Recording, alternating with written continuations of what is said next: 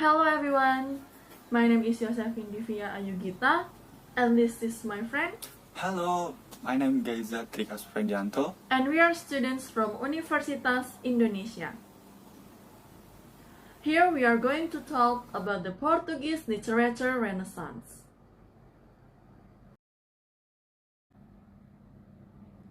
As what we read, we are informed that starting in the early 13th century and into the 14th century, Portuguese literature was basically centered on poetry.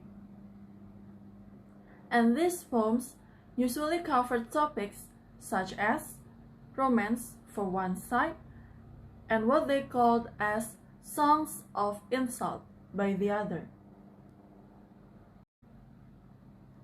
By the 15th century, the common people were composing ballads of their own, not found in the court.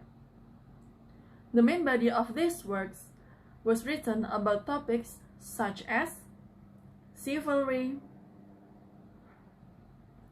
war, the sea,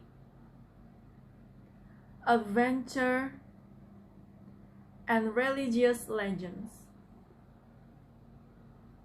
Some of the noted authors of prose were, I'm sorry for my mispronunciation of the names, King John I, Fernão Lopes, Azurara, and Rui de Pinha. The poetry during this phase was dominated by Spanish verse.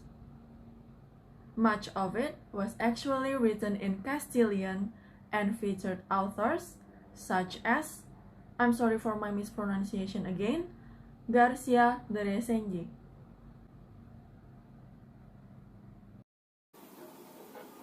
Hi.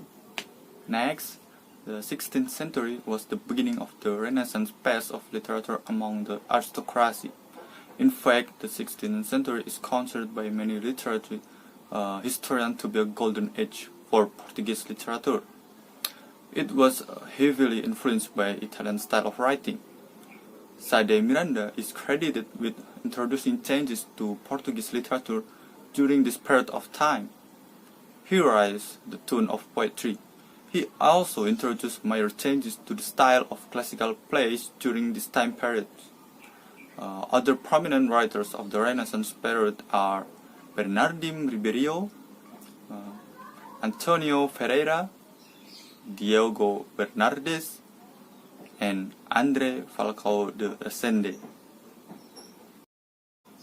The 17th century was marked by the introduction of the Baroque in Portugal and is generally regarded as the century of literary decadence. Despite the existence of great writers like Francisco Rodrigues Lobo, Manuel de Faria y Sousa, Di Francisco Manuel de Melo, Padre Antonio Vieira, Padre Manuel Barbardes, and the famous letter writers by Madre Maria Ana Alcoforada. Historians blame the scarcity of literature written in Portuguese, as many authors among the nobility preferred to write in Spanish. They also blame minor upheavals such as the Portuguese Independence War. This century did have a better amount of prose than the previous century. Historical accounts, biographies, sermons, and court-related correspondence flourished under the Baroque period. The third phase of classical literature is called Neoclassicism and began in the early 18th century.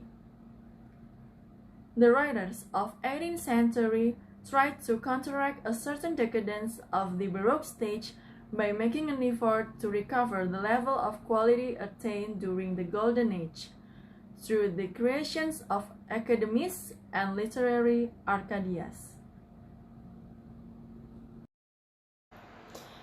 In year 1720, King John V established the Academy of History. The Academy published 15 volumes of memoirs and laid the foundation for a critical study on the annals of Portugal. In year 1780, the Royal Academy of Sciences continued the work and put literary criticism on a more solid basis.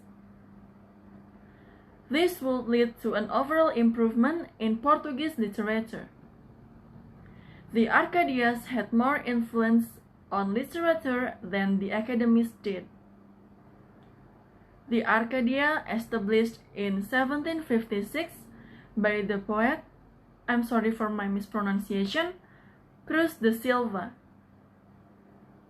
was the most important and was called the Arcadia Uliciponens. This Arcadia included the most considered writers of this time.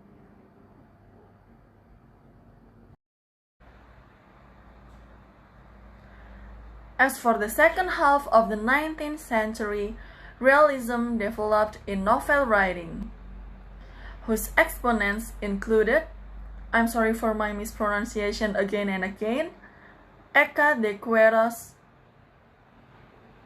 and Ramalho Ortigao.